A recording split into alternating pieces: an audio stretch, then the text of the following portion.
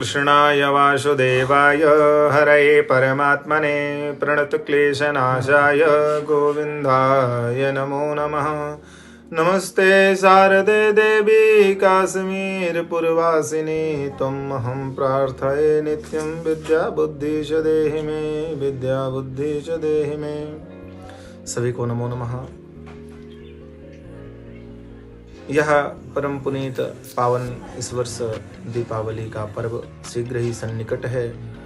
बहुत लोगों ने, बहुत शिष्य परिवार ने और फेसबुक के माध्यम से और व्हाट्सएप के माध्यम से भी बहुत सारे लोगों ने प्रश्न पूछा कि क्या जो मंत्र को नहीं जानता है वह साधना कर सकता है या नहीं कर सकता है।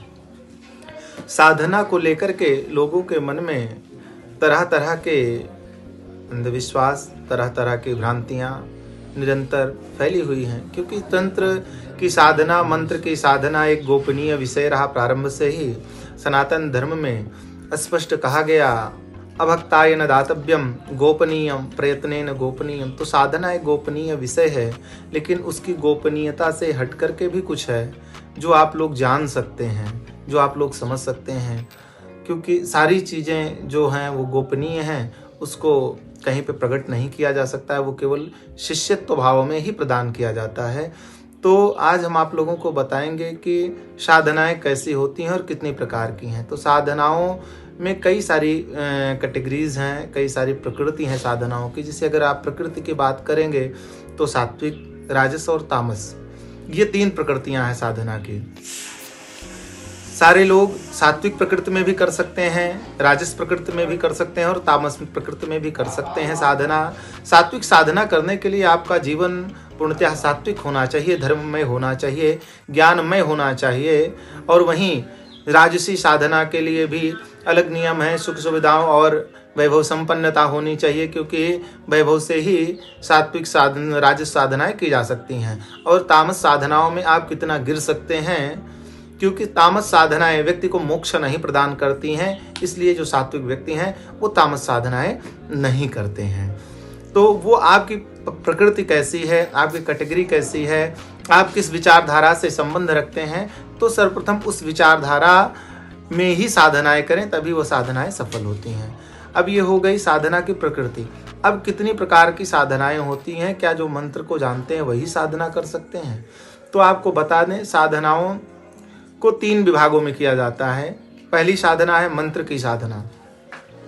मंत्र की साधना में आप मंत्र का जप करेंगे, जो उसकी जप संख्या होगी, उसका दशांश हवन, उसका दशांश तर्पण, उसका दशांश मार्जन और उसका दशांश ब्राह्मण भोजन। इस प्रकार से मंत्र की साधना संपन्न होती है, मंत्र की पूर्णता प्राप्त होती है। उसके बाद आती है यंत्र की साधना। यंत्र की साधना उन व्यक्तियों के लिए बहुत अच्छी है जो एक अच्छे चित्रकार हैं या एक अच्छे लेखक हैं, तो उनके लिए यंत्र की साधना बहुत अच्छी रहती है। लोक कल्याण के लिए यंत्र की साधना बहुत अच्छी है।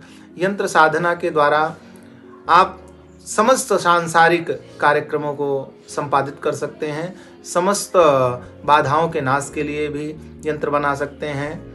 और बहुत सारे प्रकृति, किसी भी कार्य के लिए अलग अलग यंत्रों का यंत्र राज में विधान दिया गया है, आप वहाँ से देख सकते हैं। और उसके बाद जो साधना होती है तंत्र की, तंत्र की साधना अत्यंत गोपनीय है। तंत्र की साधना करने से पहले व्यक्ति को ज्ञान और विज्ञान दोनों को जानना होता है। पदार्थों के गुण, अवयवों के गुण और धर्म को भली प्रकार से समझना होता है, क्योंकि तंत्र ही वह प्रक्रिया है जहाँ पे मंत्र भी शून्य हो जाता है और यंत्र भी शून्य हो जाता है। क्योंकि तंत्र एक ऐसी प्रक्रिया है जिससे प्रकृति के साथ और प्रकृति के विपरीत भी कार्य किया जा सकता है। तो यह 3 कैटेगरी में साधनाएं होती हैं। और आप दीपावली का पर्व सन्निकट है, आप अपने कल्याण के लिए अवश्य में वह कोई ना कोई साधना करें। किसी से द्वेष भाव के लिए साधना कभी नहीं करनी चाहिए, किसी के हानि के लिए कभी भी साधना नहीं करनी चाहिए, क्योंकि साधनाएं जब आप किसी की हानि करेंगे या किसी को द्वेष पहुंचाने के निमित्त से अगर आप साधना करते हैं तो साधना तो नष्ट होती है और साधक भी नष्ट हो जाता है।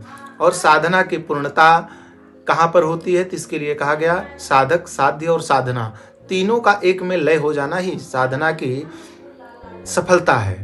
साधक, साध्य और साधना जब तीनों एक लाइन में आ जाएं तो व्यक्ति की साधना संपन्न हो जाती है। हम अगले वीडियो में फिर मिलेंगे संबंधित ज्ञान लेकर के। जय श्री राधे।